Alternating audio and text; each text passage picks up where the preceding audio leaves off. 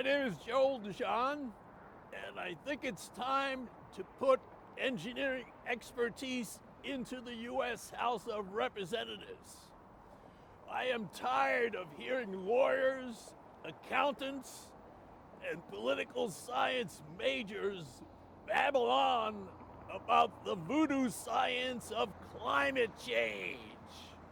CO2 is not the thermostat of Earth's temperature. It's time to finally get rid of the sick and rotting corpse of Enron's Bush League deregulations, scrap all of the 11,000 useless and ugly windmills that have sprouted all over West Texas, and go full speed ahead with clean, safe nuclear power. Never again should millions of Texans freeze in the dark because of the flea market and green fascism.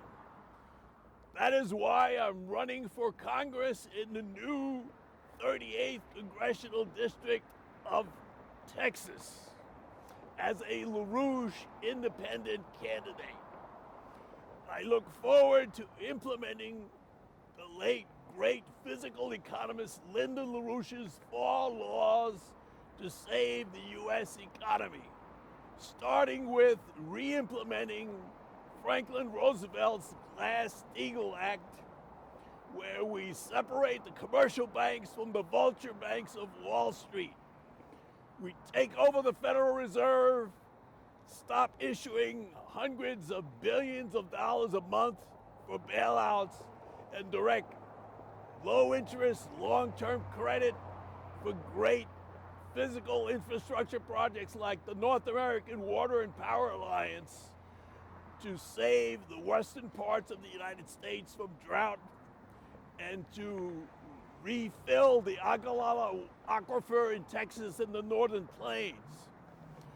We will also have financing for high-speed rail, especially connecting Houston, Dallas, and San Antonio with magnetic levitated train systems, which have been on the books for 30 years now without 1 inch of track being laid.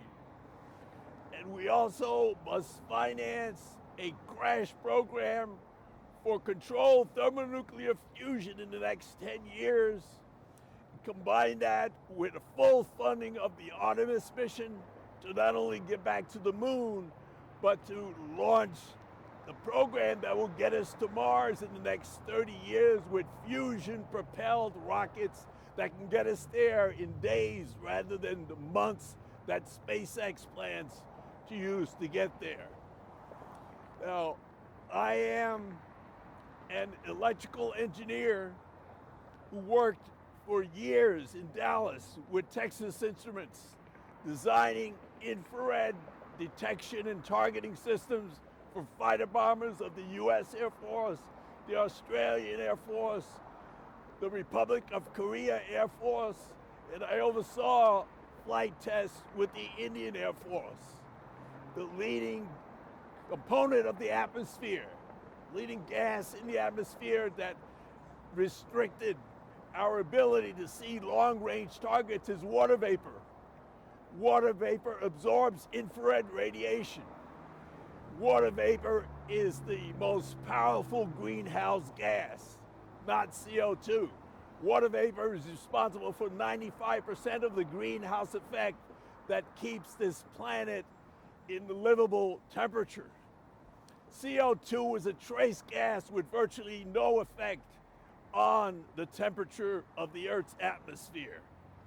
That is why I fully endorsed the call issued last week by Helga Zepp-LaRouche and the Schiller Institute and Gus Berkhouse of the Climate Intelligence Group to issue a wake-up call attacking the Malthusian views of the climate warmers and this crazy Glasgow COP26 event that's determined to push the Green New Deal on the whole planet.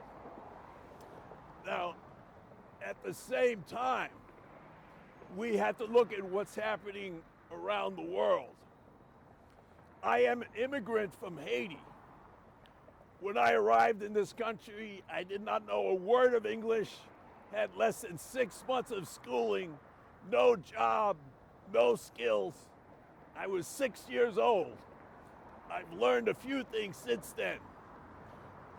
I was ashamed of my adopted country over the last few weeks when I saw the Biden administration rounding up my fellow Haitians who had desperately come to the Texas border seeking relief, and they were rounded up like cattle and put on airplanes and by the thousands flown back into a desperately depressed Port-au-Prince.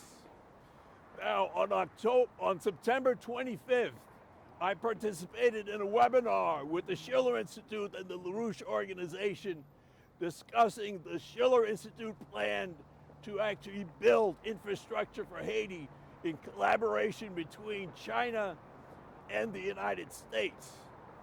I proposed at the time that China and the United States commit to take Haiti, not only to develop its infrastructure for water treatment and power, but to take Haiti from charcoal power to fusion power in the coming decade. That would give Haiti a mission, and that would show the rest of the world that it is possible for a developing nation to develop. Now, at the same time, you have right now not only Haiti being destroyed, but Afghanistan being destroyed. So that's why I support the Schiller Institute's call for using Afghanistan and Haiti as a model for development for the rest of the world. And that will involve the United States and China collaborating in things like a new Silk Road, the Belt and Road Initiative. And it's time that the U.S., instead of planning for war with China, to join with China in developing its own infrastructure and developing nations like Haiti and Afghanistan as a model for the rest of the world. Thank you.